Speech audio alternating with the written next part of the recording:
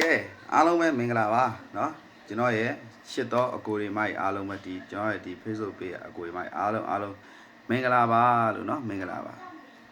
ကဲကျွန်တော်ရဲ့အကိုတွေမိုက်အားလုံးဒီဗီဒီယိုပိုင်းလေးကကျွန်တော်တို့เนาะဒါကျွန်တော်ရှေ့တစ်ပတ်အတွက်ဒါလာပြီးတော့ပြောတာပါเนาะရှေ့တစ်ပတ်မှာကျွန်တော်အကိုတွေမိုက်တွေအားလုံးကျွန်တော်ဒီနေ့ကြိုက်တယ်ရှေ့တစ်ပတ်အတွက်အကိုတွေမိုက်အားလုံးအလကား free ပေးတာเนาะအလကား free ပေးမှာ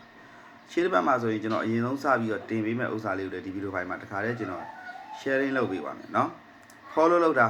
နောက်ကျတော့ like and share လေးလုပ်ပြီးတော့အားလုံး follow လုပ်တာပါเนาะအားလုံး share သွားပါဒါကျွန်တော်အကိုမကြီးအားလုံးကျွန်တော်ပြောချင်တာတော့အလားလေးပါပဲကြံတာဘာမှမလုပ်ဘူးเนาะအဓိကကျွန်တော်ရဲ့ဒီ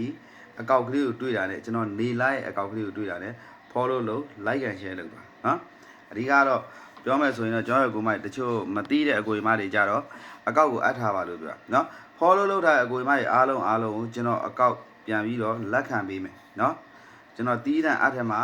ကျွန်တော်အရန်ကျွန်တော်ကြိုင်းနေတတ်တဲ့အကောက်တွေတွေ့ကျွန်တော်လက်ခံပေးမယ်เนาะရှေ့တစ်ပတ်မှာအကိုတို့မလို့အားလုံးကျွန်တော်တခါတည်းပြောမယ်เนาะရှေ့တစ်ပတ်မှာကျွန်တော်တို့အခုကြံကနန်းနှလုံးတွဲဆင်းတယ်9နဲ့4တွဲဆင်းတဲ့အခါကျတော့ကြောက်ရကိုမတွေလာမှာမွေးကနန်းကနှစ်ကွက်သေးတနင်္လာအင်္ဂါ2ရက်ပေါ့เนาะ2ရက်လုံးဝမကြောက်ဘူးအဲ့ဒါလာပြီးတင်ပေးမှာစေတန်းနဲ့เนาะဒါအလကားလာတင်ပေးတာကျွန်တော်က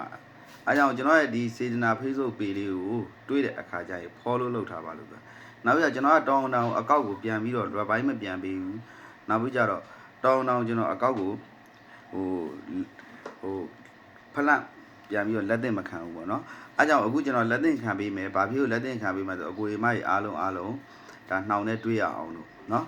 မြင်ရအောင်လို့ပေါ့ဗျာအဲ့လားလေးကိုပြောပြနော်အဲ့မှာကျွန်တော်မကြိုက်မနေတတ်တဲ့အကိုမကြီးအားလုံးကိုကြော်သွားပေါ့နော်ဗီဒီယိုပိုင်းကိုမကြည့်နဲ့ပေးတော့ကုန်နေသေးတယ်နော်